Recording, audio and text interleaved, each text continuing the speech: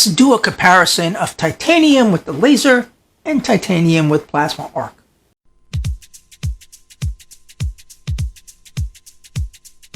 Titanium as a nanoparticle is a very much overlooked substance. There's like a secret cabal of us that use titanium in the background, and we don't really actually say anything about it. If you do a search for colloidal titanium, you're probably not going to find it much on the internet because it's those of us alchemy wizards that make it ourselves and reap the benefits of it. And the medical industry is certain about titanium. They're so certain about titanium and its friendliness to the body that they use it in orthopedic implants, dental implants, cardiovascular devices, neurosurgical implants, prosthesis, and surgical tools. Very high biocompatibility, corrosion resistance, and strength. They also use it because it is antimicrobial in nature, so that when they implant titanium in the body for something, they know that it has the ability to fight off infection just by its normal quality. Anti-cancer treatments with titanium as well as gold too, and drug delivery. I've been using titanium for years. My lab assistant Kilo has been using titanium for years, and my testers have tested titanium for years. I keep it in the Forever Mix. It's also in nitro. Nitro is gold, platinum, and titanium in equal amounts. And that's an interesting combination that I kind of happened upon.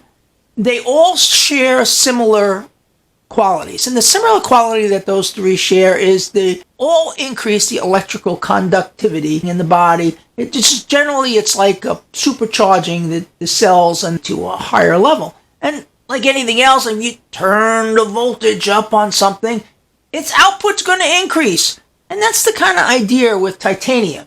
Now, there are three ways to make titanium: low voltage DC, plasma arc, and the laser. And I don't use low voltage DC anymore, especially for titanium, because it produces a low quality results. So basically I use plasma arc and laser. I would love to be able to transition all of my nanomaterials over to laser, but I can't yet do that because laser takes a while to make. So one of the things I wanted to do was say, well, okay, how much longer does it take to make 500 milliliters of a colloidal as compared to plasma arc and laser? Of course, this is going to vary on metal to metal, but I happen to be working on titanium. There are two forms. This is my 1 troy ounce of titanium. Titanium is not an expensive metal, and I didn't think this was going to be this big. This is actually too big for the laser. I put this in the laser in the Petri dish. It displaces quite a lot of water. I mean, if you guys were going to pick up a titanium disc, I would go with something smaller. This is the wire, which I use for plasma arc. I wanted to do like the turtle and the rabbit race, but of course the outcome was already kind of known, but why not? Set up the plasma arc, that's a 40-minute burn. Set up the laser, plasma arc going, laser going for 40 minutes. Now, with my laser technique, I couldn't use my glass slide thing, which you saw in the last video.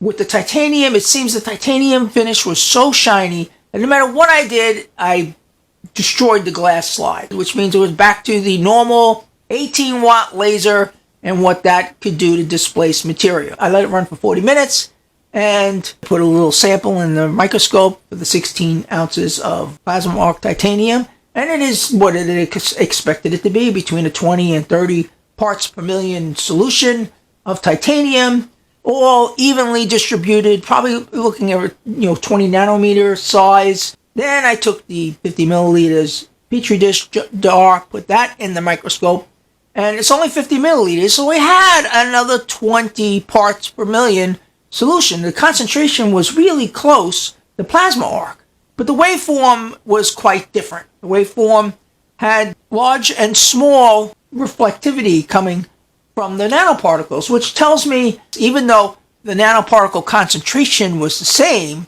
as it is in plasma arc, the amount of luminosity coming off of the laser beam shining through the nanoparticles was much diminished. That tells me we're creating a smaller particle size and probably creating nanostars, which adds some enhancements to the effectiveness of nanoparticles because they operate on the near infrared spectrum and they're very good at canceling out and getting rid of all the nasty stuff that doesn't like near infrared light, and the body doesn't really care about near infrared light. So when these nanostars floating through your body, they're actually going in there and scrubbing out all the bad stuff. So my idea with my turtle and rabbit race was to see what we would wind up with after 40 minutes.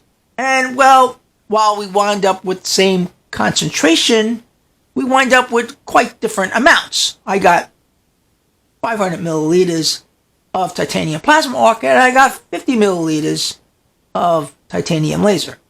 So I wanted to see just how long is it going to take to get me my 500 milliliters of titanium laser. So I put it through extra steps. So the first thing I did was I took the 50 milliliters and put it in this jar, and then I filled this entire jar up with distilled water.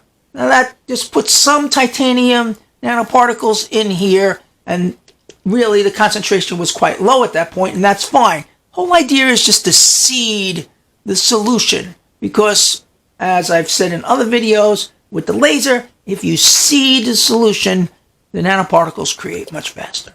So now what did it take to do the rest?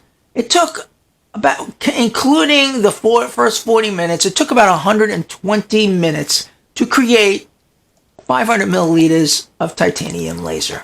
And that's going in there back and forth with the Petri dish, burning the laser for 40 minutes, checking it, dumping it in here, taking this, dumping that back in the Petri dish, doing another 40 minutes. The plasma arc definitely won the race there. I have the 18 watt laser, so it can only go as fast as the 18 watt laser will allow.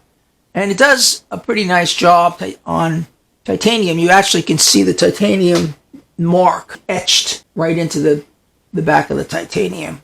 So the titanium is responsive to the laser in that we do get material off of it. Once I get my testing results back between plasma arc titanium and laser titanium, sure I'll have a video on that to let you know how that turned out. I'm Tom, Alchemy Wizard. Have a great day.